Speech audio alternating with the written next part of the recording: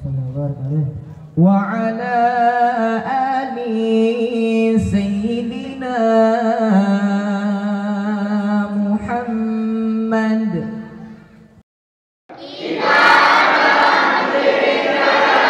Takbir. Bismillahirrahmanirrahim. Assalamualaikum warahmatullahi wabarakatuh.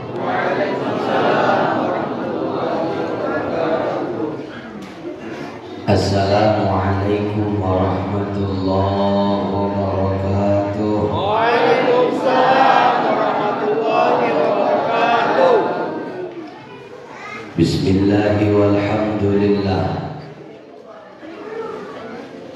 Alhamdulillahilladzi asra bi'abdihi laylan minal masjidil harami ilal masjidil aqsa. Wassalatu wassalamu ala sayyidina Muhammadin alladzi kanat hasanatul awwala tuhsa wa ala alihi wa ashabihi ahli sidqi wa tuqa. Subhanaka la ilma lana illa ma 'allamtana innaka antal alimul hakim. La haula wa la quwwata illa billahil aliyyil azim. Amma ba'd. Kita puji Allah Subhanahu wa ta'ala. Pada malam yang berbahagia ini Allah pilih kita untuk duduk hadir di majelis yang mulia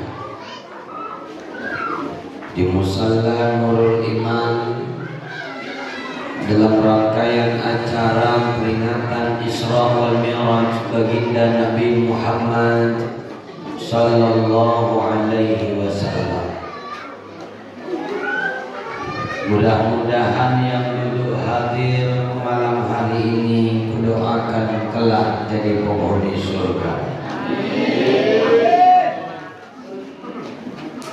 Mudah-mudahan kita yang duduk hadir malam hari ini tidaklah kita keluar dan tidaklah kita bangkit dari tempat duduk kita kecuali Allah ampunkan dosa-dosa kita.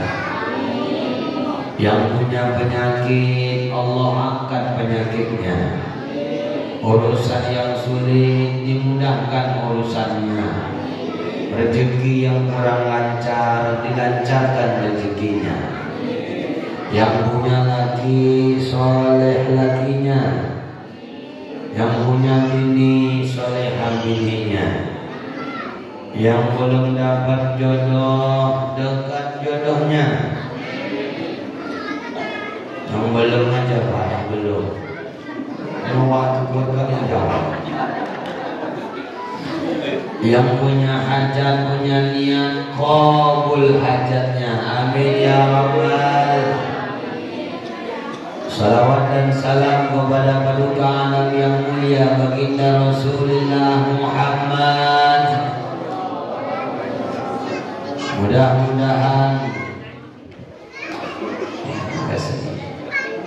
Mudah-mudahan dengan rapatnya duduk kita malam ini kita berharap kepada Allah.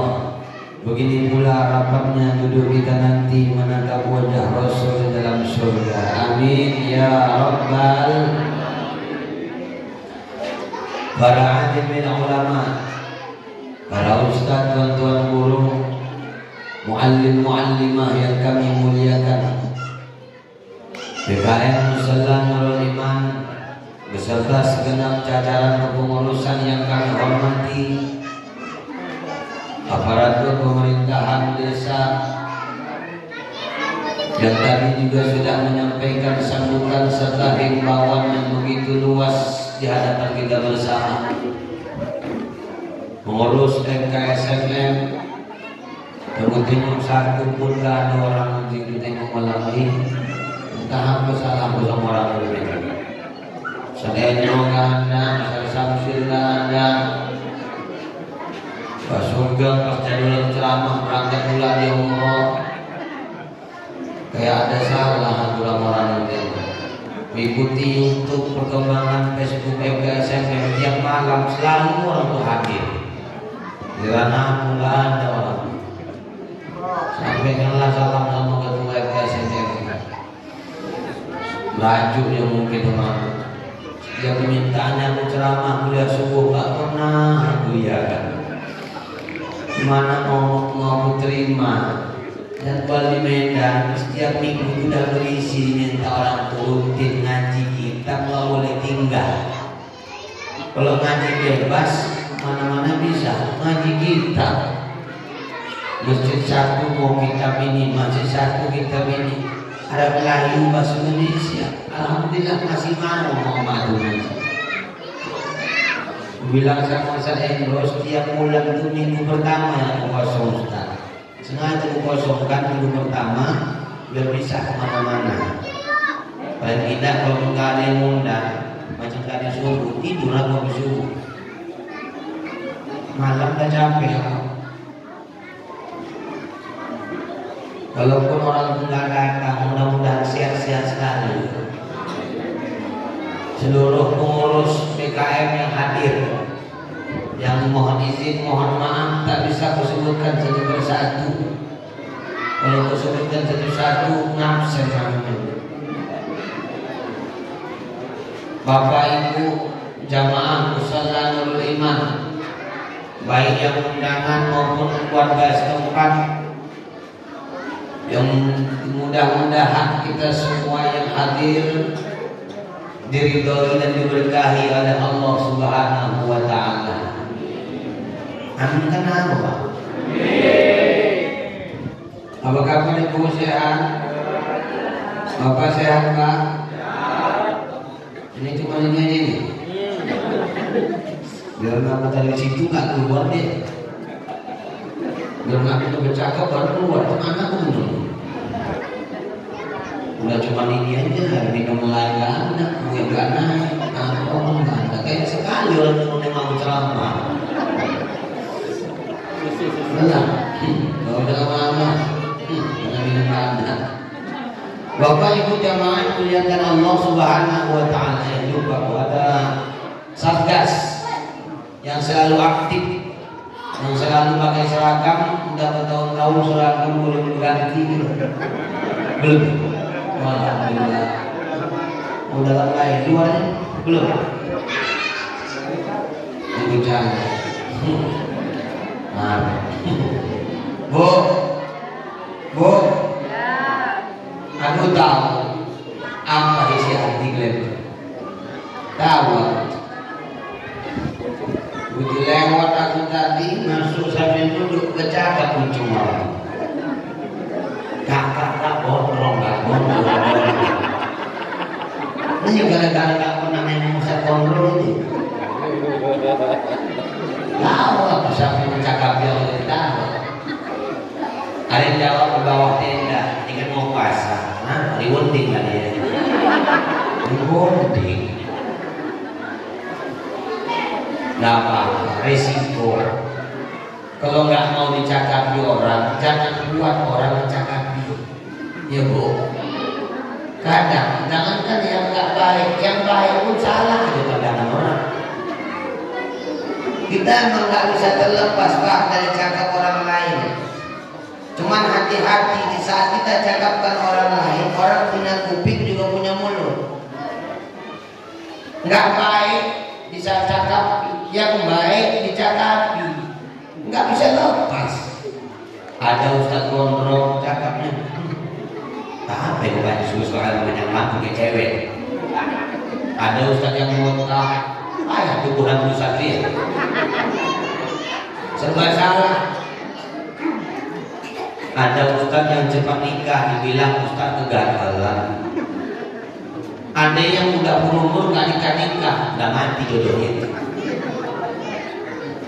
Serba salah hidup dulu. Iya Bu. Iya Bu. Yang penting jangan fokus dengan cakap orang. Udah. Selagi cakap perbuatan kita baik menurut agama, Allah Rasulnya nggak pernah marah, agama nggak mengajar, nggak menyalahi, bahkan tidak ada mengganggu dan menyusahkan orang lain, jalankan. Ini kan pernah terjadi Pak zaman Luqman Hakim dengan anaknya. Sampai diabadikan Allah dalam Quran satu surah Luqman. Berbeda pendapat kalangan ulama Luqmanul Hakim itu siapa sebenarnya. Ada sebagian mengatakan Luqmanul Hakim itu adalah seorang wali Allah. Ada juga yang mengatakan Luqmanul Hakim adalah satu di antara 124.000 jumlah Nabi dan Rasul. Ada yang mengatakan hanya manusia biasa tapi sangat luar biasa di pandangan Allah. Banyak mutiara hikmah, kata-kata bijak yang dia lantunkan dari lisannya yang mulia, khususnya untuk anaknya. Salah satu kisah yang populer itu, suatu saat anak Luqmanul Hakim baru pulang dari main lato-lato tempat kawan. Habis main lato-lato dia pulang ke rumahnya. Di persimpangan dia temukan ada satu kampung yang mencakapi aib kampung satu lagi, Pak. Lewat dari kampung itu juga menceritakan kekurangan aib kampung yang lain. Dia singgahi kampung yang satu lagi, kampung yang itu pun mencakapi aib orang lain. Bingung anak Luqmanul Hakim. Sampai rumah dia bertanya, "Ya, aku mau nanya sama ayah, kenapa masyarakat hari ini suka kali membukakan aib orang lain? Kenapa kampung yang satu mencakapkan kampung yang satu lagi? Simpang yang satu mencakapkan simpang yang kedua, simpang dua mencakapkan simpang ketiga, simpang ketiga mencakapkan simpang yang pertama." Begitu terus urusan mereka. Luqmanul Hakim diam sejenak. Kata Luqmanul Hakim, "Nak, besok pagi keluarkan Vespa." Masa itu nggak ada kereta, unta sebenarnya. Besok pagi kita jalan-jalan keliling mencilin, kata Luqman. Oke ya. Habis sholat subuh berangkatlah orang itu naik unta, Pak. Yang di atas unta Luqmanul Hakim, yang naik anaknya. 15 menit dalam perjalanan santai, orang kampung pertama cakapi. Apa kata orang kampung tuh? Ini anak nggak sadar diuntung, nggak ada otaknya lama-lama. Enak kali dia di atas nunggang unta. Ayahnya tua disuruh nari-nari unta, nggak ada otaknya sekarang. Gimana nak, salah kerja kita nih? Iya ya salah. Gantian, ayah di atas, kau di bawah. Oke. Jalan terus jumpa simpang kedua, orang ngomong lagi, Pak. Inilah ayah yang nggak punya anda. Kurang aja kadang-kadang, udah tua, nggak sadar diuntung. Anaknya kecil disuruhnya naik unta di bawah, maka kasihan dia enak di atas. Cuman anak salah kerja kita kan? Iya ya salah. Naik kau, dua kita di atas. Biarlah lambat nanti. 10 menit dalam perjalanan simpang ketiga cakapi lagi, Pak. Inilah manusia yang kejam di dunia. Unta begitu kecil dinaiki dua-dua.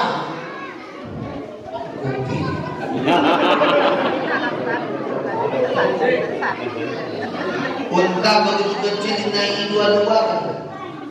Cuman anak salah kerja kita nih kan? Iya ya salah. Sekarang kita mau pulang, turun, jangan ada yang naik. Oke ya. Tak ada yang naik dan diunta. Jalan sebelum sampai rumah depan gang kena tegur. Inilah manusia yang paling bodoh di dunia. Ada kendaraan nggak mau dinaiki. Coba. Apa kata Luqman? Cuma anak salah kerja kita nih kan? Salah ya. Yang benar mana ya? Yang benar itu kau urus urusanmu. Benar menurut Allah, benar menurut Rasul. Tak pernah salah menurut kita dan tak ada merugikan orang. Jalankan sesuai dengan keinginan. Kerja. Udah? Billahi taufiq wal hidayah. Iya. Tadi gue tanya, udah? Untuk ikut jawab udah. Salah aja. Itu pembukaan. Jam 11 kurang 1 jam. Waalaikumsalam. Kan cocok gue bilang jam 11 malam kerja. Lama-lama aku di pulang sehat sebenarnya. Kali beberapa hari yang lalu sebelum kekesahan jam 4 pagi masuk rumah sakit, jam 5 pagi langsung ceramah. Lihat subuh jam 8 yang berangkat ke asahan per hari. Di asahan suntik lagi ke klinik, masukin rapura, masuk rumah sakit, gitu kerjaan. Makanya terlantas di situ di mobil itu obat semua.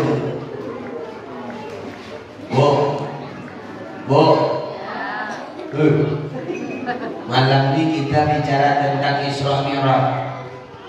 Aku yakin dan sudah paham ini malam kesekian sudah FKSM yang membuat Isra Mi'raj. Seperti tadi disampaikan, luar biasa bijaknya pengurus FKSM bagaimana supaya jangan bentrok satu sama lainnya. Disusun jadwal serapi-rapinya, dicari ustaz ini, ustaz ini, ustaz ini. Semakin banyak ilmu yang kita dapatkan. Malam inilah Pak berilmu. Karena yang diundang Ustaz PMA, rambutnya panjang, badannya kurus, PMA dia. Jadi kalau nggak ada ilmu bawa pulang, mohon maaf Pak ya. Ketawa-ketawa aja gitu nih, biar segar dikit, biar enak sedikit fresh otak gitu. Cuman nyingir tapi mikir, nah itu jadi. Ada nyingirnya, ada mikirnya. Kalau bicara tentang Isra Mi'raj, aku yakin ustaz-ustaz kita, guru-guru kita sudah banyak mengisahkan itu. Hanya mengulang kaji. Sedikit apa yang ku tahu ini ku sampaikan malam. Bahwa bicara tentang Isra Mi'raj ini Bapak Ibu yang mulia, kalau kita ambil menurut istilah, menurut bahasa, Isra itu artinya berjalan di waktu malam. Berjalan di waktu malam. Isra.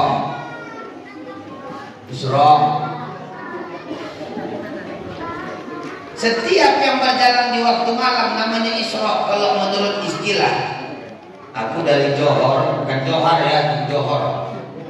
Dari Johor sampai ke Mani, jalan waktu malam. Aku sedang Isra. Ini warga setempat malam Jumat wirid. Keluar dari musola habis isya, pergi ke rumah PKM, ketua PKM narik wirid. Jalannya malam-malam berarti sedang Isra. Ada tetangga ibu namanya Kak Beda. Ada Kak Beda sih? Udah pindah kan? Kemarin ada tahun 2014 itu masih hancur di jalan, masih gelap-gelap kali menciri ini. Kak Beda tinggal di sini. Kak Beda tuh berantem sama lakinya. Kak Beda menasihati lakinya nggak menerima. Kadang ada Pak suami kalau dinasihati istri nggak terima dia. Berantem. Kak Beda kan usir, pergi kau rumahku ini. Datang Kak Beda ambil sarung, masukkan pakaian dalam sarung diikat, namanya buntilan kalau orang kampung kami bilang. Pergi Kak Beda dari rumah malam-malam, itu Kak Beda sedang gajinya simpel Pak. Gak usah tinggi-tinggi gaji kita. Ditanya tetangga, kemana Kak? Isra. Itu kalau menurut istilah bahasa Isra. Sedangkan Mi'raj kalau menurut istilah artinya naik. Dari bawah ke atas namanya naik. Setiap naik ada sarana atau alat. Ini tenda tadi dipasang awalnya dari bawah tukang tenda, pakai tangga naik ke atas tukang tenda sama dengan Mi'raj. Masjid lagi mau musola lagi siap ya, mau pasang kubah, tukang naik ke atas masang kubah, naiknya tukang sampai ke atas namanya Mi'raj. Cuman minta tolong ibu jangan terlalu mudah menyimpulkan kaji ustaz. Enggak belum paham deh. Tak selamanya yang naik itu tengok ke Mi'raj. Sampai ke rumah lagi tidur loh, bangkok Mi'raj. Enggak artinya lagi dari tempat, dari bawah, dari lantai, keramik, karpet naik ke tempat tidur namanya Mi'raj. Dan pulangnya sampai pagi tengok loh, bangkok nggak turun-turun Mi'raj. Enggak, tempat tidur, Pak. Gak usah kemana-mana pikiran. Gak bagus, sholat. Ya, Bu. Berarti kalau menurut istilah Isra berjalan waktu malam, Mi'raj naik. Kalau menurut Al-Quran, Allah secara gamblang menjelaskan surah Al-Isra ayat 1 juz 15, Allah Ta'ala menjelaskan perkara Isra. Isra adalah perjalanan dunia dari Masjidil Haram sampai Aqsa. Ini Isra, singkat Pak. Sedangkan Mi'raj ayatnya di surah An-Najm ayat 13 bicara tentang Mi'raj dari Palestina naik langit pertama sampai berlabuh di Sidratil Muntaha. Perjalanan yang begitu panjang namun ditempuh waktu yang begitu singkat. Inilah Isra wal Mi'raj. Cemana tak panjang, akal logika juga menerima. Mekah Palestina belum sampai ke Palestina, ternyata Rasul belum sampai Palestina, singgah ke Baitul Maqdis, ke Yerusalem. Yerusalem itu tempat kelahiran Nabi Isa alaihissalam wassalam. Singgah ke Yerusalem, sholat 2 rakaat. Singgah Baitul Maqdis, sholat 2 rakaat. Di Aqsa, sholat 2 rakaat. Begitu sampai Makkah, sampai Palestina, jarak tempuh 500 km. Ini ya, aku mengajak untuk Bapak Ibu semua bagaimana menganalogikan perjalanan Isra Mi'raj ini. Ukuran perjalanan jauh aja kita hitung. Makkah Palestina 500 km. Minta izin minta maaf kalau kurang Pak. Memang belum pernah pulang ukur langsung ke sana. Dalam kita begitu gitulah. Kemudian selesai perjalanan Isra Pak. Isra batasnya sampai situ aja. Lanjutkan perjalanan Mi'raj. Makanya kalimat Isra Mi'raj tak bisa dipisahkan. Mi'raj itu perjalanan antara dunia sampai ke alam malakut, alamnya para malaikat. Langit pertama, langit ketujuh. Ini alamnya malaikat. Habis itu dibawa jalan-jalan tengok surga, tengok pemandangan neraka. Batas malaikat itu di sini. Berapa jarak tempuh? Dari Palestina naik langit pertama, jarak tempuh 500 tahun perjalanan. Bu, 500 tahun perjalanan. Tadi Isra 500 km. Udah masuk alam malakut, nggak cerita kilometer lagi. Mainannya tahun. Palestina naik langit pertama 500 tahun perjalanan, naik langit kedua 500 tahun perjalanan, naik langit ketiga 500 tahun perjalanan. Setiap tingkat langit 500 tahun perjalanan dalam jarak tempuh. 7 tingkat langit 3.500 tahun perjalanan. Setiap singgah ke langit 1 sampai langit ke-7 bukan hanya singgah sampai ujung, tidak, tapi ada sesuatu yang perlu kita ceritakan malam ini. Sampai Rasulullah ke langit pertama, malaikat Jibril ngetuk pintu, Assalamualaikum. Di dalam jawab siapa? Nabi Adam alaihissalam. Di langit pertama Nabi Adam. Siapa di luar? Kata Nabi Adam nanya. Untung Jibril nggak alay kamu kayak Adam sekarang. Kalau sempat alay dijawab Jibril, kamu nanya. Siapa di luar? Kamu bertanya-tanya. Rasakan ada yang orang gitu. Zaman sekarang gitu anak-anak. Tapi kami durhaka anak sekarang Pak. Pulang anak sekolah, begitu pulang sekolah ganti baju letak tas. Aku kata mamanya udah makan, mama nanya. Kau udah makan? Mama bertanya-tanya. Banyak anak durhaka gara-gara itu. Apa kata Sayyidina Jibril? Yang di luar Jibril. Sama siapa kau Jibril? Muhammad. Apakah ini perintah Allah? Iya. Pintu langit terbuka otomatis.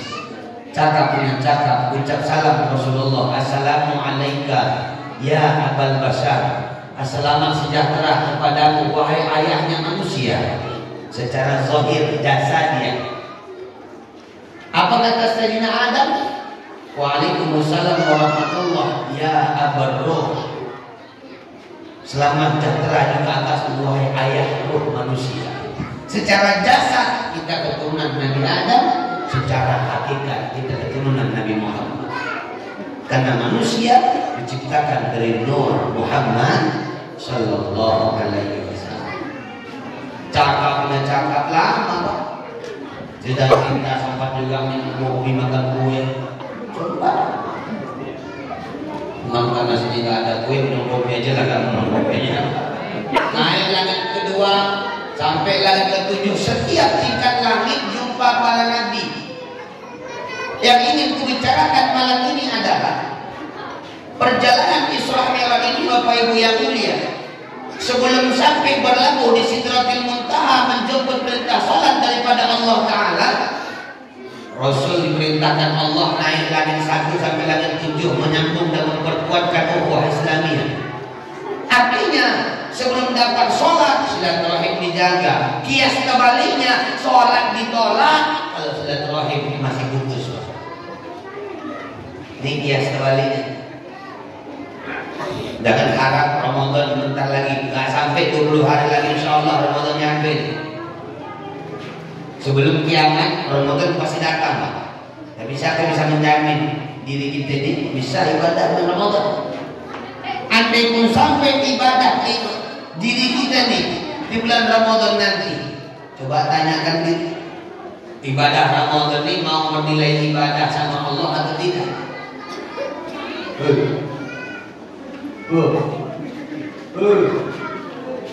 Ini Ramadan yang akan datang, mau menilai ibadah atau enggak? Mau dapat pahala enggak? Andai mati di dalam Ramadan, matinya husnul khatimah, mau enggak?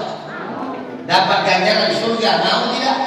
Tanyakan diri seperti itu, kemudian cari pada diri, layakkah kita mendapatkan itu semua?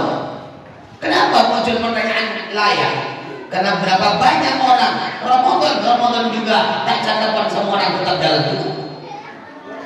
Berapa banyak di antara kita Ramadan cuma nahan haus, nahan lapar, capek seharian ibadah kita kerjakan. Semua ibadah dari pagi sampai maghrib ditolak mentah-mentah oleh Allah, cuma gara-gara tak cakapan sama ipar bertahun-tahun, tak cakapan sama pengurus musola, tak cakapan sama anggota wirid, tak cakapan sama mertua, tak cakapan sama menantu. Jangan pernah harap dikasih Allah pahala sudah penuh Ramadan kalau silaturahim masih terputus. Ini yang perlu kita tata baik-baik. Aku tak ceritalah cuma perjalanan Isra yang begitu panjang. Ramadan bentar lagi sampai, apa yang perlu kita buat? Dalam salah satu hadis dijelaskan, "Man fariha bi dukhuli Ramadan haramallahu jasadahu 'ala nirah." Siapa saja yang gembira dengan hadirnya datangnya bulan suci Ramadan, Allah haramkan jasadnya sentuh api neraka. Namanya gembira, pasti banyak cara orang menunjukkan kegembiraan.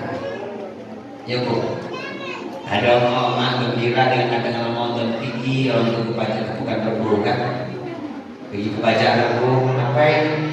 Tahulah gorden baru, eset diganti, rumah cat, dulu warnanya polos, sekarang untuk kader partai dicat warna partai.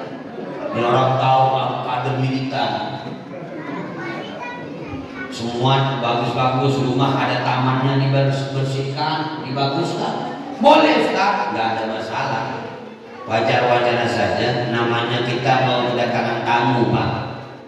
Ramadan tamu yang mulia, masa kamu datang kita kasih siap-siap? Ya Bu, kalau tamu datang kita udah siap-siap dan sudah servis sebagus-bagusnya, kira-kira tamu mau datang lagi nggak? Mau. Tapi kalau tamu datang tak dikasih kue, mau datang lagi nggak? Ini contoh. Ini kan contoh Ramadan tadi di Ramadan. Nah.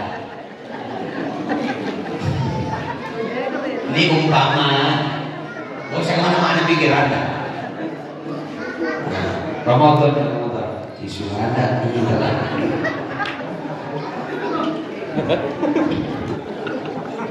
Mana begini? Rumah diberesin, Ramadan mau datang wajar. Perabot rumah tangga diganti, yang di lemari keluarin, yang di luar masuk ke dalam boleh. Gorden, keset, semua perabot rumah diganti ketika Ramadan mau datang, no problem, gak ada masalah. Yang jadi masalah sekarang, kita kadang sibuk ngurusin dan bersihkan rumah zahir, lupa beresin rumah batin. Nih kalbu, hati. Zahir bagus. Ya Allah jangan tanya setiap Mira datang mengajar MTSN kan hadir sudah subuh dia paling luar. Bininya jangan tanya setiap wirid hadir, semua perwiridan diikuti setiap hari wirid. Tiap hari Senin perwiridan Al-Hidayah, Selasa wirid Al-Istiqomah, Rabu BKMT Kecamatan Sunda, Kamis Muslimat Al-Wasliyah, Jumat wirid Akbar Muslimat NU, Sabtu arisan keluarga, subuh sholat tasbih, zikir, sholawat tiap hari. Kalau kaji jangan tanya, semua kaji dari muka, tauhid, tasawuf, fikih, semua nih. Ustaz segala macam bentuk ustaz dengarkan, dari mulai botak sampai gondrong, tapi nggak berefek. Ngaji boleh sering, sholat boleh tiap waktu. Ingat, hati harus dibersihkan. Al-Imam Al-Ghazali Hujjatul Islam mengatakan manusia ini ada 3 tipe, Pak. Pertama, ada manusia kayak durian, tajam di luar, mantap di dalamnya. Kita tengok penampilannya biasa-biasa saja, tapi hatinya tunduk patuh sama Allah. Yang kedua, ada manusia yang bisa ditebak luar dalamnya, kayak sebuah manggis. Mau tahu apa berapa jumlah manggis di dalamnya? Tengok pantatnya. Ya kan? Yang ketiga, yang paling sakit, buah kedondong, mulus di luar, serabut di dalam. Jubah selalu dipakai, sorban tak pernah tinggal, peci tak pernah lepas, sarungan kemana-mana, jilbabnya panjang, wirid kemana-mana, bacaan lisan, tahkim, sholawat semua dikerjakan. Quran dibaca, khatam setiap bulan, tapi sama tetangga baca kapan. Hati-hati, sebulan penuh Ramadan ditolak mentah-mentah sama ibadah itu. Bu, apa yang mau kita harapkan lagi? Apa yang mau kita butuhkan selain ridho dari Allah? Ibadah kita ini mau kita andalkan sama Allah masuk surga, gak laku, Pak. Di dalam kitab Durratun Nasihin dijelaskan bukan karena ibadah kita masuk surga. Banyak kok orang yang bukan ibadah tapi dapat kue, pakai lepat, pakai apa.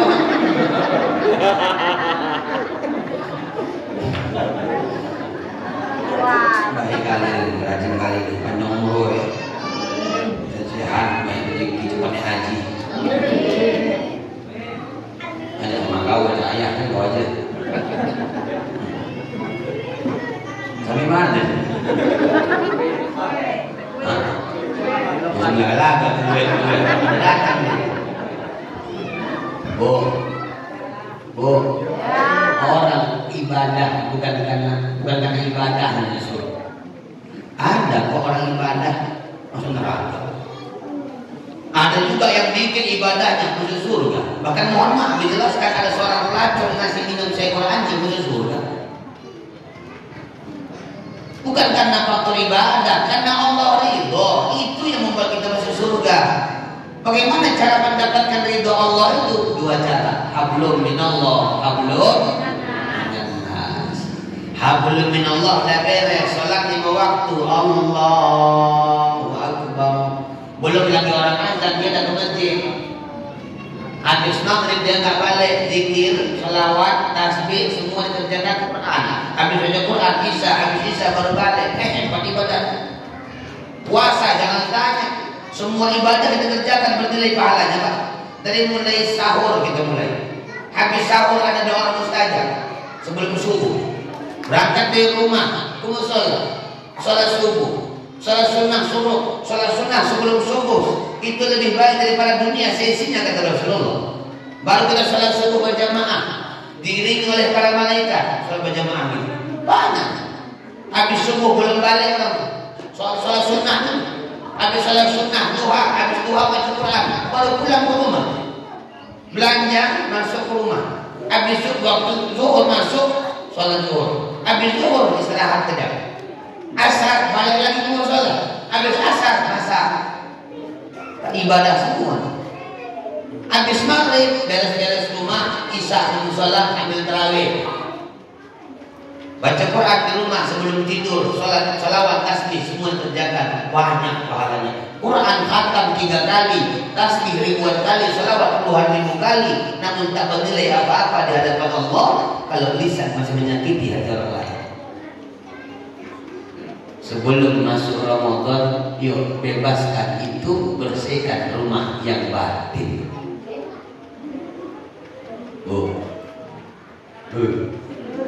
Rumah batin.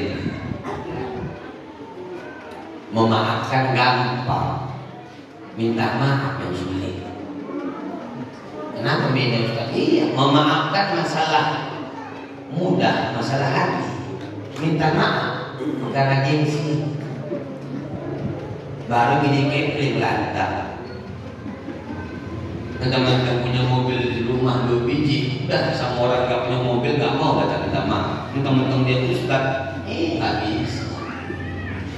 Gengsi yang membuat kita hancur. Gengsi gak mau minta maaf dan merasa dirilah yang paling benar. Ustaz suruh aku minta maaf, Ustaz. Oh tidak Ustaz. Kenapa rupanya biar Ustaz tahu, Ustaz putih mata, Ustaz putih matanya. Jumpa kami di jalan, gak tengok-tengokan kan? Mana nengok matanya putih. Yang nengok kan mati hitam, Pak. Bukan apa Ustaz ya, bukan apa. Bukan aku merasa aku yang paling benar, bukan Ustaz. Tapi kalau Ustaz tahu saya dimajukannya Ustaz pas penutupan wirid kami Ustaz. Nah, rupanya kalau Ustaz tahu Ustaz cerita sama Ustaz sedikit ini Ustaz yang Ustaz jangan sama orang lain Ustaz ya.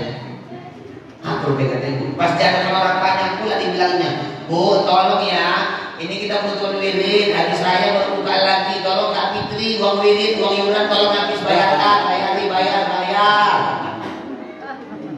Utang STM belum bayar, uang pemalangan 3 kali, uang baju, uang kue. Duit aja di pikiran Ustaz. Malu dari orang banyak Ustaz. Kena kuncen diri di ada begitu. Makan, oh tidak usah sampai mati, tidak mau makan. La ilaha illallah, kerasnya tidak mau makan. Ibu, Bu, kira-kira dosa kita sama Allah banyak nggak? Banyak. Pak, kita bermaksiat sama Allah banyak nggak? Dosa kita banyak nggak sama Allah? Kira-kira kalau kita punya dosa banyak, datang sama Allah dengan taubatan nasuha, Allah maafkan nggak? Allah ampunkan tidak? Baiknya Allah sama kita, Allah tak pandang banyaknya maksiat kita, tapi Allah tonjolkan banyaknya ampunan. Ini satu. Yang kedua, orang punya salah sama kita. Kira-kira salah orang sama kita, banyak salah orang sama kita atau salah kita sama Allah? Hah? Nih ulangin, jangan ragu jawabnya, jawab aja lah. Lebih banyak salah kita sama Allah atau salah orang sama kita? Salah kita sama. Kenapa sulit kali maafkan orang lain? Kita yang punya dosa banyak aja Allah maafkan. Ini satu. Yang kedua, kita sholat berjamaah di mushola. Imam doa gini, Allahumma ighfir lana dzunubana wa liwalidina wa li jami'il mu'minina wal mu'minat wal muslimina wal muslimat al ahya'i minhum wal amwat. Kita garis bawahi kalimat wali jami'il mu'minin wal mu'minat. Sunnah hukumnya kita doakan orang lain dengan kalimat wali jami'il mu'minin wal mu'minat. Apa artinya itu? Wali jami'il mu'minin wal mu'minat, ya Allah ampunkan juga orang yang bukan hal yang beriman, laki-laki yang perempuan. Wal muslimin wal muslimat, yang Islam laki-laki dan perempuan, baik tetangga, orang komplek, jemaah wirid, jemaah mushola, dipantui, mertuaku, semua yang kenal dan kenal samaku. Dalam sholat kita doakan. Lebih rinci lagi, al-ahya'i minhum wal amwat, yang hidup maupun yang mati. Yang mati pun dah kita ikhlaskan dalam doa, dalam kehidupan nyata, tak cakapan, nggak nyambung kadang. Untung malaikat ngomong nggak kita dengar. Kalau sempat ngomong malaikat kita dengar, kita doa wali jami'il mu'min mu'minat, bongat kau. Dalam doa kita doakan orang tetangga kita, dalam kehidupan nyata nggak cakapan sama dia. Kalau mau nggak cakapan, ngapain didoakan? Kalau udah didoakan, kok nggak dicakapin? Ya bu, inilah mohon maaf bukan nuduh enggak. Kita periksa dulu lah masing-masing diri, pernah nggak punya salah sama orang lain. Jangan pertimbangkan, jangan pikirkan kira-kira siapa yang salah, dia atau aku dia atau enggak. Karena bicara maaf bukan tentang dia yang kita maafkan, tapi tentang kita biar lega di hadapan Allah pada Ramadan. Kau salah siapa yang salah? Orang yang datang minta maaf itu orang tersanjung di hadapan Allah, walaupun dia tidak memaafkan. Ustaz tidak datang, Ustaz bilang Ustaz, butuh jumpa aku di pajak Ustaz. Ustaz apa? Dua muka dia Ustaz. Ku coba telepon, tak diangkatnya. Ku cek, cuman di mukanya. Dah. Demikian listrik. Nanti listrik itu harus minta maaf begini.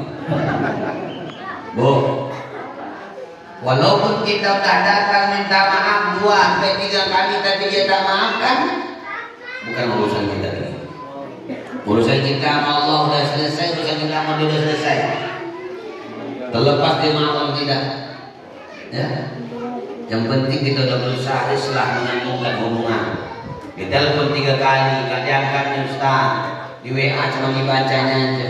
Jumpa di wirid, nggak ditengoknya muka Ustaz. Hiji kali dia muka aku Ustaz. Ku salam, nggak disambungnya tanganku Ustaz. Udah, nggak ada masalah. Jangan gara-gara itu tanggapan dia, respon dia nggak baik sama kita, kita pun menyimpan dendam. Pecahkan cuma awas nggak bakal sampai kapan lo nggak putus mati. Itu namanya hati masih bermasalah. Tazkiyatul qulub, tugas kita 20 hari ke depan menuju Ramadan. Tazkiyatul qulub, bersihkan hati. Hanya orang-orang yang hatinya bersih mendapatkan la'allakum tattaqun di bulan Ramadan dan mendapatkan Idul Fitri, fitrah ibarat anak yang baru lahir dari ibundanya. Setuju? Siap minta maaf. Telepon kalau jauh, jumpai kalau dekat, cakap sama dia. Kata Imam Syafi'i rahimahullah taala, syarat minta maaf itu harus ada tisu. Iya. Lengkap itu. Ini subhanallah. Cecek itu. Apa aja dinamika aja dalam bahasa. Biar enak aja kan. Ada penuh lihat lagi kan.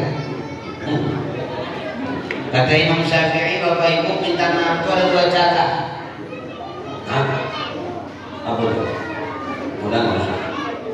Masih kamu lama. Yang pertama jabat tangannya, yang kedua ungkapkan salah kita, barulah sah minta maaf. Kadang aneh, rumah bersebelahan, tapi chattingnya pakai WA. Bahasanya bahasa puitis itu. Walau wajah tak bertatap, walau tangan tak juga berjabat, walaupun kaki tak bisa melangkah dengan dekat. Rupanya wajah dah stroke. Kaki kan bisa, tangannya bisa, bukan bisa stroke. Kalaulah seandainya yang bahasa kita sampaikan itu mengungkapkan rasa maaf tidak akan menimbulkan perpecahan, maka sampaikan secara total.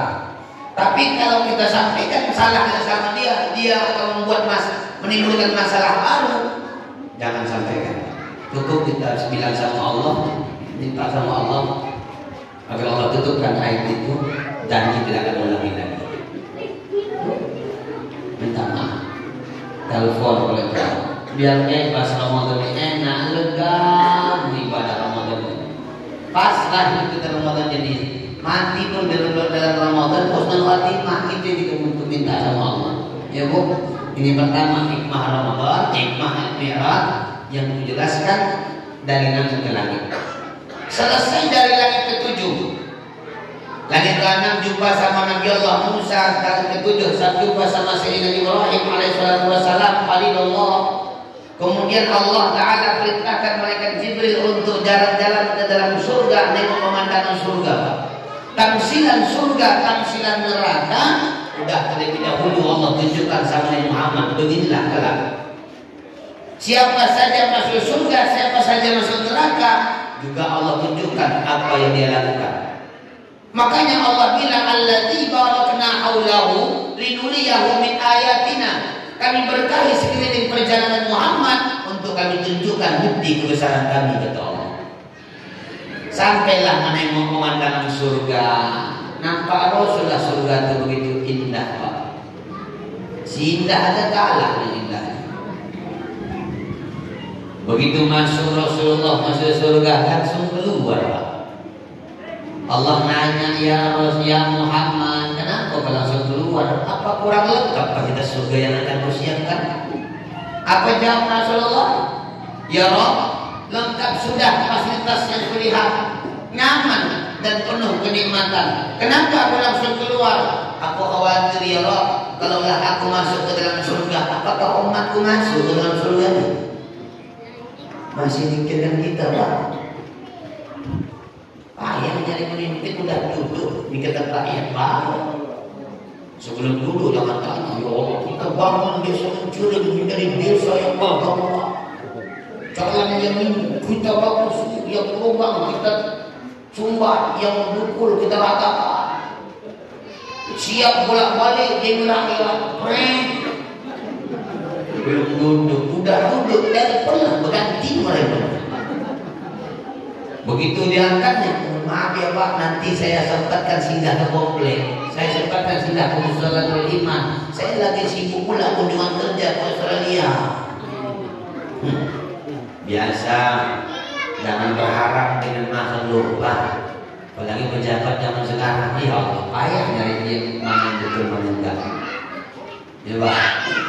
Ya Pak, bentar lagi musim nih, musim umbar-umbar janji. Musim nih, Februari 2024 udah pemilu. Tadi disampaikan sama kita. Bentar apa namanya? Bentar nih. Nah, bentar nih. Tahu kepanjangan nggak tahu. Pokoknya panitia lah, panitia mendata-data kerjaan nanti. Silahkan data kita. Silahkan. Demokrasi jalani, suara satu suara itu luar biasa dahsyat pengaruhnya. Jangan sampai golput, tapi cerdaslah milih pemimpin, Pak. Mohon maaf, Al-Quran mengajarkan haram hukumnya milih pemimpin kafir. Nih bukan aku, bukan aku yang ngomong, bukan juga ini isu agama, tidak. Quran mengajarkan haram milih pemimpin kafir. Satu. Yang kedua, carilah pemimpin yang di belakangnya orang baik. Carilah pemimpin yang deman, kalau orang Jawa bilang, orang-orang pemimpin yang aktif dengan agama, suka dengan agama, dekat dengan agama, hadir di majelis-majelis, dekat ke masjid. Jangan pas mau pemilu ke masjid sholat subuh tiap malam, tiap hari datang. Tiap hari datang wirid-wirid, jangan tanya, dialah yang paling jago wiridnya. Sampai kena suruh ketua wirid dia baca tahkim. Bila udah habis, wirid gak pernah, sholat ke masjid gak pernah. Ini pemimpin kalian pilih. Dan ingat juga, hati-hati, nantinya ada yang anaknya gini-gini tuh. Ini kerjaan si pajar ini. Karena mainnya serasa pajar. Kerjaan pajar. Ada juga ngapin pacar di malam dia. Ini kadang membuat masyarakat adilau antara dilema dan galau. Warga setempat ada calon caleg ngasih duit 100.000, ada orang luar ngasih 300, iya milih 300. Yakin aku. Hati-hati nih. Gue nyampaikan aja nih. Gue hati-hati. Nanti akan ada dikumpulkan, mana tahu entah ada kardus kayak mengumpulkan, ada silaturahim, sosialisasi dari pusat katanya. Datang mau jumpa sama bapak ibu, pulang-pulang dikasih beras 10 kilo, minyak makan 2 liter, gula 1 kilo, teh sekotak, amplop 300.000. Dekat-dekat pemilu 2-3 hari sebelum pemilu, kemudian dapat amplop 300.000 per orang. Dalamnya ada foto. Dia nggak nyuruh, saya enggak. Pasti dia bilang, saya nggak nyuruh Bapak Ibu pilih saya. Doakan saja saya ya Pak. Tapi amplop foto dia. Ibu ambil. Satu orang 300, satu rumah 7 orang, 7 kali 3, udah banyak. Bahkan coba, udah kau sekali hari ini 2 juta dapat. Begitu udah dapat, besok pemilu sebelum ibu berangkat, belanja dulu. Beli ikan, cabai, tomat, bawang, segala macam. Minyak makan yang dikasih caleg, masukkan ke wadah, ke wajan wali. Masukkan cabai, masukkan ikan, sambal. Beras dikasih caleg, dimasukkan, masak, makan, minum, teh, kopi, segala macam. Duit belanja tadi duit 300.000. Nih, kalau itu terjadi, nyuap nih Pak. Bapak makan, ibu makan, anak-anak makan. Ini ketika sudah masuk mendarah daging dalam tubuh, minta sama Allah 40 hari setelah makan jangan sampai mati. Kalau sempat mati belum bertobat, neraka, tak bangkit-bangkit dari neraka lagi. Salah satu orang yang kekal abadi dalam neraka, ar-rasi wal murtasifinna, orang yang menyogok dan disogok. Main Ustaz 2 hari 300.000. Memang jangan mau suara kita dibayar. 300, 500 kita terima 1 hari waktu pemilu. 5 tahun kita menanggung sakitnya. Maka jangan pernah salahkan mereka korupsi. Kita udah dibayar. Berapa triliun orang tuh bawa dana COVID kemarin? Berapa miliar mereka habiskan duit untuk sidang disambung? Berapa banyak habis dari korupsi pejabat-pejabat yang tak bertanggung jawab di luar sana? Gak ada hak kita marah. Kita udah dibayar sebelum pemilu. Andai dia mau ngomong, apa yang mau tuntut? Kau udah kasih. Ayah kau 500, mama kau 500, kau juta dah kau kasih. Apa lagi kurang? Apa nak kata? Cobalah kita ubah mindset berpikir kita. Jangan orientasi kita hanya sekedar uang, tapi bagaimana kita bisa kompak menunjuk calon pemimpin kita yang betul-betul bertanggung jawab untuk kita. Buat komitmen, kami mau dukung kau, tapi ini minta kami selesai. Apa itu? Jalan ke, lampu ke, untuk kemaslahatan umat. Gak ada masalah. Hati-hati, yo, yo. Wirik-wirik nanti nyampe itu. Datanglah ketua wirik bilang, Pak, kami nggak minta banyak-banyak, Pak. Baju seragam aja ya, ketua kebijakan. Baju seragam dikasih, calegnya satu lagi ngasih jilbab, satu lagi kasih hiasin, satu lagi ngasih speaker. Lengkap semua barang haram masuk. Kalau dia ngasih kan, kalau untuk menjaga hati dia, namanya silaturahim orang. Tapi jangan minta dan jangan berjanji. Tenang aja Bapak, kalau di kampung ini aku yang ngurus. Lagi aku ada aman suara untuk Bapak. Enggak, dia milih 2 kali dosa. Nah, apa yang ditengok oleh Rasulullah? Ketika Rasul masuk dalam surga, sebelum dalam surga Rasul tengok pemandangan yang begitu indah. Ada seorang pemuda yang bercocok tanam. Begitu dia menanam, langsung tumbuh satu pohon. Pohon yang satu punya 1000 ranting. Setiap satu ranting punya 1000 daun. Setiap satu daun punya 1000 bunga. Setiap 1000 bunga punya 1000 warna. Setiap satu warna punya 1000 aroma. Rasul takjub bertanya sama Jibril, ya Jibril, what happened now? Orang Jawa bilang, ada apa Jibril? Apa yang dia buat sehingga begini imbalan yang dikasih Allah? Ya Rasulullah, itu adalah contoh tamsilan umatmu di akhir zaman yang gemar bersedekah di jalan Allah. Sedikit yang dia kasih, tapi banyak manfaatnya.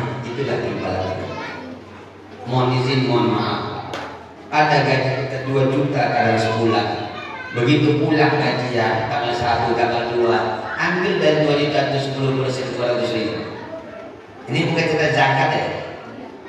200.000 belikan nasi padang 20 bungkus kali 10.000. Mohon maaf, kasih ada tukang becak lagi parkir lagi nyantai orang tuh ini Pak, driver ojek online ini Pak.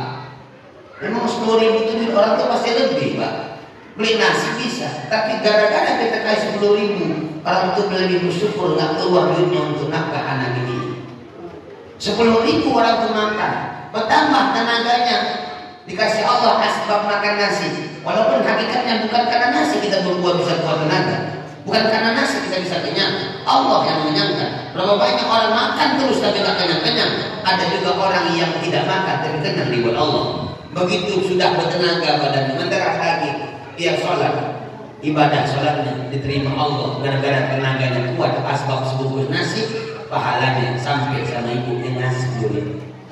Semangat dia, narik becak lagi, ngojek lagi dia, kerja bangunan lagi dia, kerja lagi dia, terus menghasilkan rezeki yang halal, keringat yang halal, dapatnya duit, dikasihnya anak bininya, anaknya sekolah, anaknya hafal Quran, anaknya belajar ini, belajar itu, dikasihnya duit anaknya, jajan anaknya uang sekolah, anaknya menghafal Quran, hanya dengan gaji dia sehari-hari. Gara-gara itu anaknya jadi menghafal Quran. 30 juz anaknya hafal Quran. Kemudian anaknya mengajar lagi di pondok pesantren, mengajar orang-orang yang menghafal Quran. 10 orang, 20 orang, 100 orang anak-anak itu punya santri menghafal Quran semua sepanjang masa, gak pernah putus hafalannya. Sebanyak itu pahala yang kita terima cuma duit 10.000 yang kita sumbangkan di jalan Allah. Luar biasa dahsyat. Kenapa banyak orang tak mau keluar? Mereka nggak yakin bahwa kelak investasi akhirat lebih penting daripada investasi dunia. Tanah boleh perbanyak dimenjiring, silakan. ATM boleh gembung kita buat, nggak ada masalah. Namanya orientasi pikiran dunia. Tapi bayangkan, belum selesai tanah kita urus, belum selesai duit di ATM, nyawa udah selesai Pak. Yang lebih dekat sama kita kematian, bukan tanah, bukan masa depan, bukan anak. Berapa banyak orang tua yang menyesal ketika sampai ke kuburan, tanah yang ditinggalkan, bunuh-bunuhan anaknya. Kenapa? Ngurusin harta warisan. Berapa banyak mama yang diusir dari rumah orang itu sendiri karena rumah mau dijual, dibagi-bagi harta warisan. Makanya Imam Bukhari dan Imam Muslim menjelaskan dalam hadis muttafaqun alaih, karena ketika orang meninggal dunia, 3 yang sampai ke liang lahat: harta, keluarga, amal. Sudah di tangan kita dibacakan batu nisan, 2 yang berangkat pulang, tinggal 1. Amal tinggal, harta dan keluarga pulang meninggalkan kita. Maka sangat merugilah kita yang sibuk mengejar harta, walaupun ada harta tak mau memanfaatkan di jalan kebaikan. Sampai di akhirat di kuburan, harta tak bermanfaat dalam hidup kita. Ini musola mau disediakan, tanggung jawab kita bersama. Iya Bu ya. Iya. Tahun depan insya Allah dibiarin semua ini. Iya.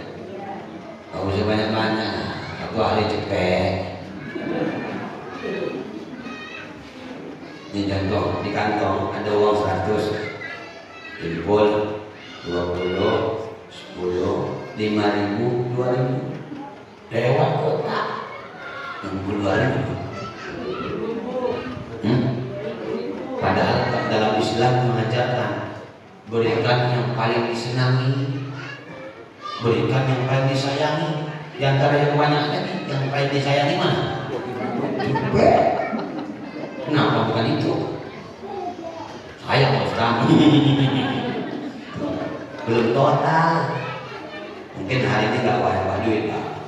Hampir rumah mungkin ya Bu ya ya, jangan takut dah. Gak ada orang yang sedekah itu miskin, gak ada. Orang yang sedekah makin banyak dia keluarkan untuk Allah, makin banyak disiapkan Allah untuk dia tadi. Tapi ini satu hal. Nah, ketika Rasulullah SAW nengok pemandangan surga, kemudian nengok pemandangan neraka, banyak yang ditunjukkan Allah. Gak usah lah aku bahas lagi, yang enaknya disampaikan dengan lebih. Ini surga tadi udah.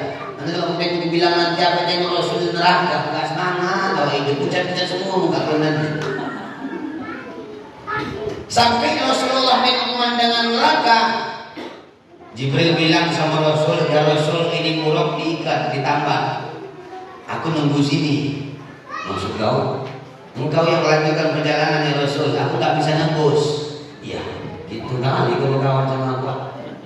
Gigi sama kurang sama, Jibril. Mana aku nanti kemari? Atau Sherlock. Kenapa kau gak bisa tembus ke cahaya itu ya Jibril? 3 alam, Pak. Alam dunia, Masjid Haram, Masjid Aqsa, sampai langit ke-7, surga neraka itu alam malakut. Sampai ketiga alam selanjutnya ini alam ilahiyah, alam ketuhanan. Tak ada yang bisa menembus. Kata Jibril gitu, aku tak sanggup ya Rasul. Rasul nanya, ya Jibril, kenapa kau tak sanggup menembus cahaya? Padahal kau diciptakan dari cahaya. Masa cahaya tak bisa menembus cahaya? Apa kata Jibril? Benar ya Rasul, tak salah kata kau itu. Kenapa aku tak bisa tembus? Padahal aku tercipta dari cahaya. Kenapa cahaya tak bisa menembus cahaya? Aku hanya diciptakan dari cahayamu ya Rasul. Sedangkan engkau bisa menembus karena engkau diciptakan dari cahayanya Allah Subhanahu wa ta'ala. Nabi Muhammad diciptakan Allah dari nurnya Allah. Nurnya Allah bernama Nur Muhammad. Dari Nur Muhammad diciptakan semua alam semesta, termasuk manusia diciptakan dari Nur Muhammad Sallallahu Alaihi Wasallam. Matahari, Pak, yang bisa dekat sama matahari cuma sinar matahari.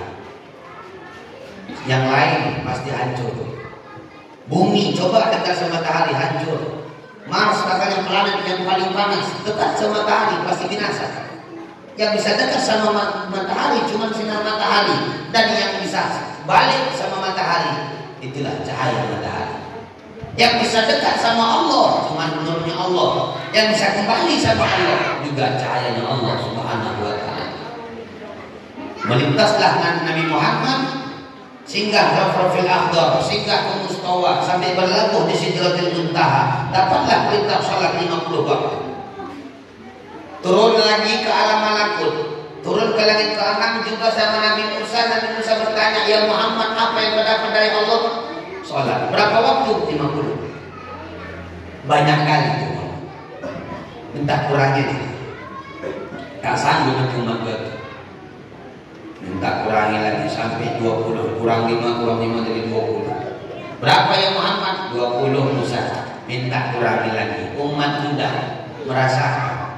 Pada umatku kekal, tegap tinggi, kuat-kuat. Makanannya kurma, gandum, roti. Umat kau kadang-kadang genjer, kampung, ubi. Lemas-lemas ya Muhammad. Tak sanggup orang nanti. Minta adan tak 2 kek, tak 1 kek. Katanya Muhammad, malu aku ya Musa minta udah 5 dikasih Allah udah deh.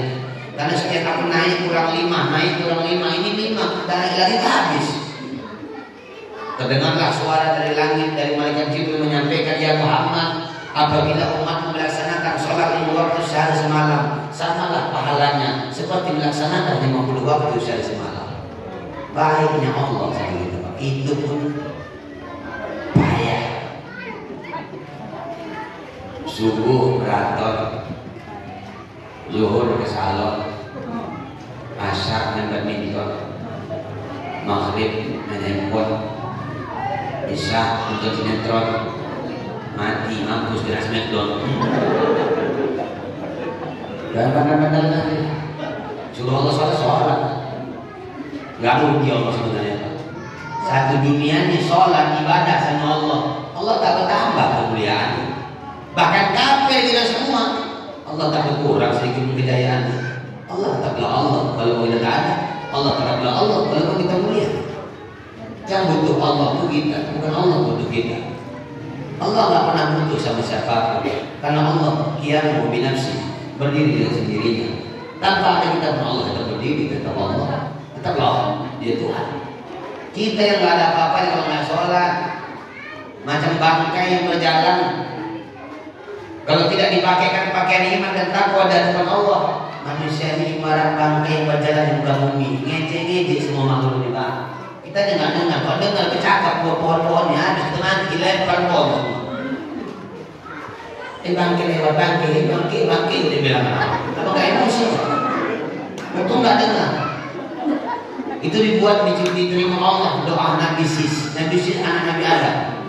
Apa kata Nabi Sis di zaman itu? Ya Allah, jangan kau biarkan kami dan keturunan kami mendengarkan bahasa-bahasa dan cakap-cakap dan makhluk lain selain manusia. Dulu jin, malaikat tembus badan semua Pak. Bisa-bisa kita duduk sini ada jin, ada kuntilanak, itu ada pocong, ada nyuku, segala macam. Berdua, nongkrong, ngopi di situ. Ada yang malaikat dulu cerita bahwa dulu zaman Nabi Sis, minta Nabi Sis dikabulkan Allah, ya Rabb, tutupi, hijablah kami dengan mereka. Jangan dengarkan cakap mereka sama kami, jangan cakap kami sama mereka. Ada titik pembatas antara kalam kita sama mereka. Itu permintaan Nabi Sis, putra kandung Nabi Allah Adam alaihissalam. Oh dengar kacau, macam ucap salam mau kuburan, mau ziarah. Assalamualaikum ya ahli kubur, masuk aja, jangan tunggu jawaban. Dijawab gitu, cuma kita tak dikasih Allah mendengar. Kalau dikasihkan kacau. Assalamualaikum ya ahli kubur, insyaallah dikulahikun. Bilang menjawab serentak. Waalaikumsalam. Sombong ya, udah lama gak datang. Saya bawa tasbih putus, yang bawa Yasin koyak datang naik mobil pulang lagi mungkin banyak. Tak sanggup kita. Yuk. Selesailah dapat 5 waktu sholat 17 rakaat tadi. Turunlah terus sampailah balik ke tanah haram Masjidil Haram Makkah. Ternyata perjalanan yang begitu panjang yang tadi diceritakan secara singkat, dua ulama berbeda pendapat. Ada yang mengatakan perjalanan yang berpanjang tadi, yang dari langit ke langit aja ratusan ribu tahun lamanya, sehingga dari Prophet Al-Aqdar Mustawa, Sidratul Muntaha, turun naik lagi cakap sama Nabi Musa, lain lagi dialog lagi pertama mereka ketujuh dengan pemandangan surga, dengan pemandangan neraka, situ aja lama. Rintangan, ujian, cobaan banyak dihadapi Rasulullah. Dari kanan ada panggilan, sebelah kiri panggilan, dari depan ada panggilan. Banyak perjalanan itu sampai ke tanah Makkah. Kata ulama satu, perjalanan itu tak sampai 2/3 malam. Bahkan ada yang lebih luar biasa Pak. Perjalanan yang begitu panjang, setengah detik pun tak sampai di itu. Tak sampai perjalanan setengah detik. Kira-kira gini. Kalau seandainya rumah Rasulullah itu kayak rumah kita, pakai pagar, pakai gembok. Kalau seandainya Rasul berangkat, gerbang ditutup, digembok. Makkah, Palestina, nanti pertama langsung Sidratul Muntaha, turun sampai ke Makkah lagi. Gembok yang dipegang Rasul belum berhenti goyang. Pegang berangkat, nyampe belum berhenti goyangan gembok. Saking dan cepat. Gak masuk akal, memang akal terlalu sempit, terlalu kecil untuk memasukkan peristiwa yang begitu besar. Johor kemarin dia macet tadi 1 jam Pak. Mana mungkin dalam hitungan detik. Apalagi Mekah Palestina 500 km sampai Sidratul Muntaha ratusan ribu tahun jauh. Kok bisa? Nih ilustrasi alat teknologi, ilmu teknologi, informasi, sains zaman sekarang sudah menjawab semuanya. Medan Jakarta berapa jam? 2 jam. Berangkatlah naik pesawat. Aku berangkat pakai bimba ini. Sebelum makan ini makan sedikit lupa tuh simpan di kantong. Berangkat ke Medan Jakarta. Ini namanya pesawat. Kejut buatan. Sampai Jakarta ternyata aku cek jadwalku salah, bukan harinya kecelakaan. Minggu depan dulu. Telepon kawan di Jakarta, handphone yang nggak aktif, telepon yang aktif dia kerja pulang. Aku ambil inisiatif, pesan tiket berangkat lagi balik ke Medan Pak. Jakarta Medan 2 jam, Medan Jakarta 2 jam, jumlahnya 4 jam. Nyampe aku ke Johor, jubah buku buka, baru teringat ada makanan dalam kantong, udah kesemut. Semut dalam kantong ngomong sama semut dalam lemari. Kata semut dalam lemari, dari mana kau? Dari Jakarta Pak.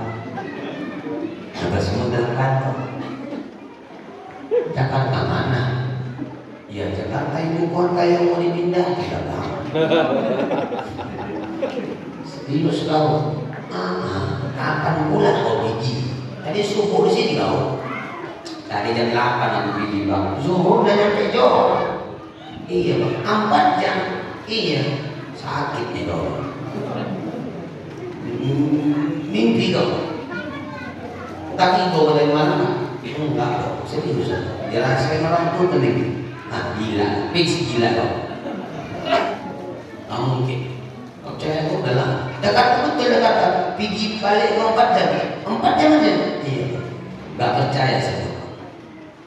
Karena menurut ilmu kesemutan itu mustahil. Hewan yang begitu kecil melaksanakan perjalanan yang begitu jauh pulang pergi ditempuh waktu 4 jam, gak masuk akal semua. Tapi betulkah semut berangkat? Betul. Kok bisa? Karena semut bukan berjalan, tapi diperjalankan. Kenapa Nabi Muhammad bisa? Karena Nabi Muhammad bukan berjalan, tapi diperjalankan. Dalilnya Subhanalladzi asra, Maha suci Allah yang memperjalankan. Dalam ilmu balaghah sebenarnya ada lafzul zalalah di situ. Subhanallahilladzi, bukan subhanalladzi aja. Subhanallahilladzi ada lafzul zalalah, ada kalimat Allah yang tersirat menunjukkan peran aktif Allah dalam peristiwa Isra wal Mi'raj Nabi Muhammad. Simple. Ilmu zaman sekarang udah menjawab semuanya. Dulu tahun 50-an, tahun 60-an, ayah nenek atau kita berangkat haji itu 6 bulan loh. 3 bulan pergi, 3 bulan pulang. Orang itu pulang, kau udah lupa. Siapa ini? Oh, atau berangkat 200 orang, nyampe 170, 30 udah meninggal ya. Jadi 6 bulan. Sekarang Pak Sugeng banyak cuma 8 dan sampai Madinah nggak perlu berbulan-bulan lagi. Dan dijawab.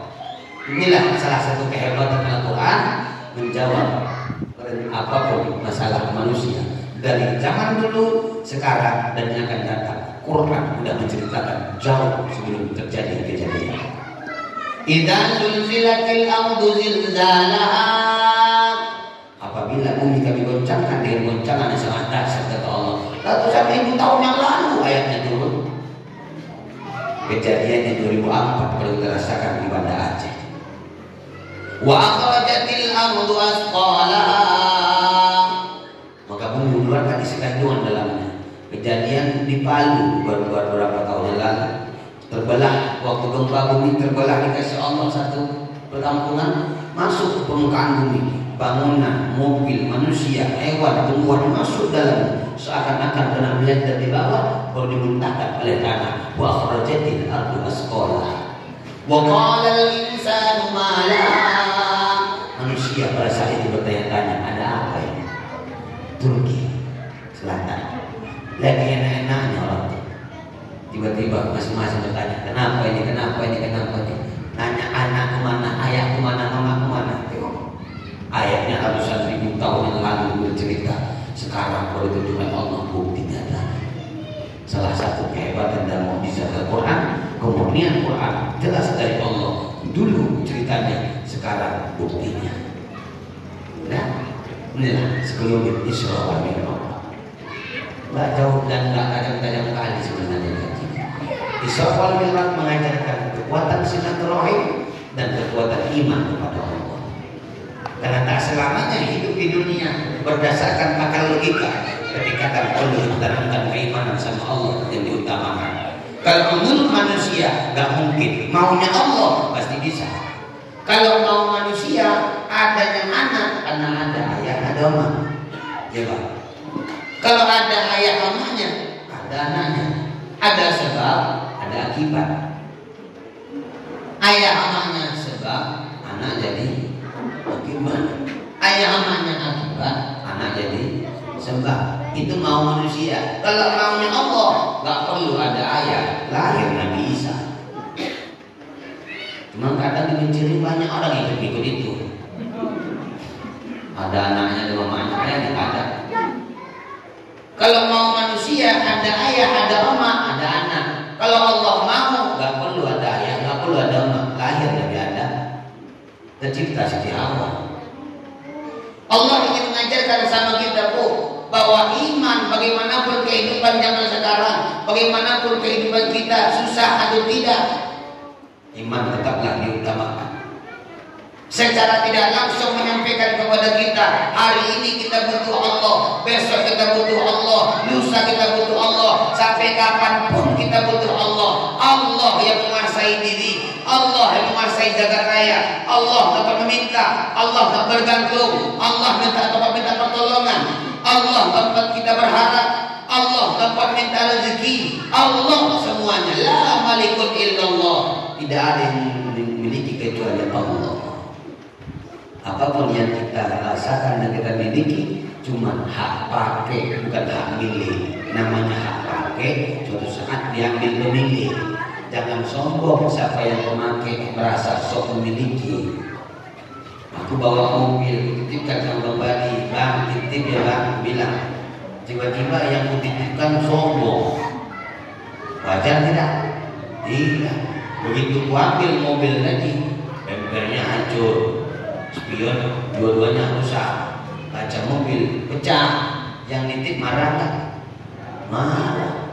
Allah kasih sama ibu anak, itu titipan Allah, bukan hak milik. Dididik di bidang agama, masukkan pondok pesantren, sekolahkan penghafal Quran. Ini kalau nggak dibuat, anak jadi pencandu narkoba, anak suka klaim kambing, anak berzina, anak suka pacaran, kelak yang nitip marah.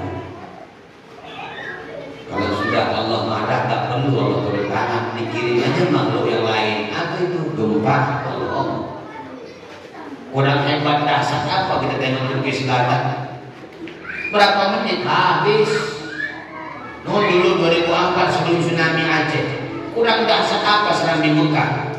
Luar biasa, tata kota yang begitu luar biasa.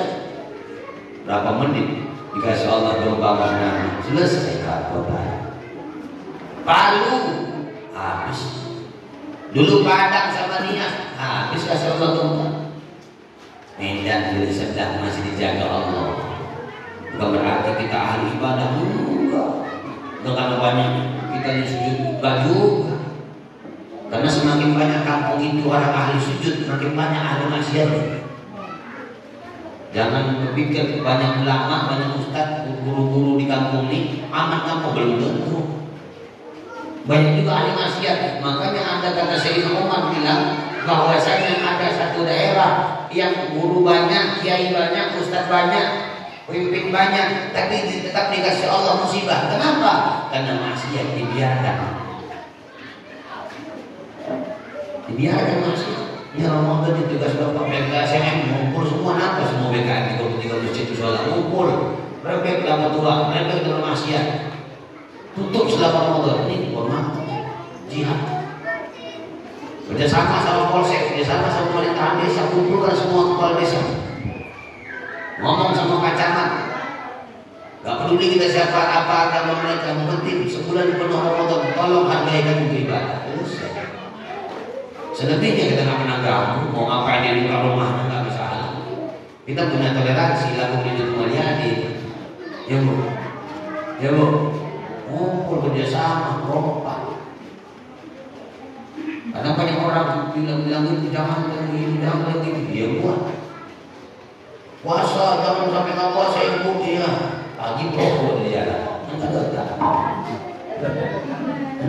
Islam ini, aku pernah dulu di kampung ada kawan pakai lobi, kena rokok belum basah. Soalnya datangi, bang, apa agamanya? Silakan. Campak rokok campak dulu. Mama suruh ibu. Cocok. Kasih aja kertas kosong dan kanan. Apa yang nanti kau jual rumahku? Enggak. Gampang isinya kasih tahu. Isinya aku menyatakan diri, nama, sekolah, umur, alamat, keluar dari Islam. Enggak. Tentang. Kalau kita nggak tahan puasa, nggak sanggup puasa, atau nggak puasa, nggak usah tunjukkan sama orang. Di rumah aja. Sakit Ustaz, sakit yang dikatakan sakitnya oleh puasa di mana? Bukan sedikit paling kepala, buka air lagi ya. Kan bukan aku. Kayak perlu dikit, namanya kan makan, tapi perlu lah. Baru-baru puasa. Kenapa Pak? Nggak turun. buka kata Ustaz Gordon bolehnya. Aku bilang dulu, yang boleh buka atau nggak puasa ada rukhsah keringanan dikasih Allah bagi orang sakit. Kalau ada dokter bilang kalau nggak makan obat ini makin parah sakitnya. Atau kalau dia nggak makan atau dia puasa kata dokter, kalau dia di puasa sehari nggak makan lama sehatnya, maka dua cara inilah membolehkan kita nggak puasa. Sakit perut, sakit gigi, sakit mata, sakit kantong, nggak ada alasan. Ya bu, ya malam 12 sudah kurang sejam, kan pas lagi sejam, pas jalan, ada lama-lama, lama berlama sana ya kan. Itu juga ya bang. Udah sunyi mau ada situ banyak tuh, ada banyak atau hilang? Angkat kamu orang. Nah, Bapak Ibu yang mulia, saya rasa 1 jam lah sudah aku sampaikan materi soal ini, walaupun melebar kemana-mana. Ini adalah bagian dari pemaparan. Mudah-mudahan ada faedah, ada manfaat khususnya bagi pribadi saya sendiri, umumnya bagi kita keseluruhannya.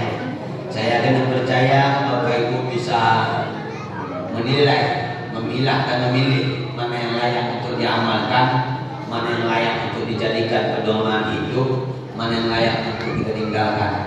Kira-kira bertanya sama Bapak Ibu paham yang aku sampaikan tadi? Alhamdulillah, luar biasa. Cerdas-cerdas jangan. Luar biasa, paham orang tua aku sampaikan. Aku aja nyampe nggak paham.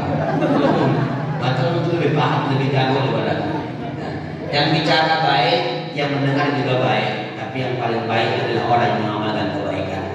Yuk sama-sama kita berbuat kebaikan, minta sama Allah agar Allah lembutkan hati kita agar bisa memaafkan orang lain. Minta juga sama Allah agar Allah lembutkan hati orang-orang lain agar orang lain bisa memaafkan kesalahan kita. Minta maaf itu perlu, memaafkan juga tak kalah penting. Ketika kita sanggup memaafkan orang lain, maka kebaikan yang banyak sudah kita letakkan dalam kehidupan kita. Salah satu cara membersihkan hati dan membersihkan rumah batin kita menuju Ramadan yang disiapkan Allah Subhanahu wa taala. Mudah-mudahan Ramadan yang beberapa hari ke depan Allah izinkan kita bertemu dan melaksanakan ibadah untuk di bulan Ramadan itu. Andai pun sakit badan, Allah buatkanlah sakit kita ini. Andai pun ajal datang, Allah matikan dalam keadaan husnul khatimah. Mudah-mudahan bermanfaat. Usikum bihamdika Allah. Nasrun minallahi wa fathun qarib wa basyiril mu'minin. Assalamualaikum warahmatullahi wabarakatuh.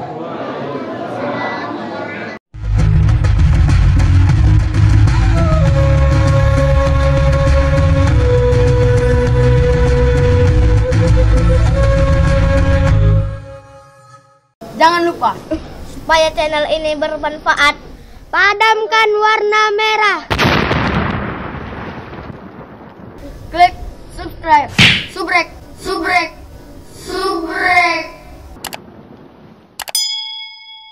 Kalau suka, like. Jangan lupa bagikan ke sahabat dakwah dengan cara share video ini. Komen di bawah ini ya teman-teman.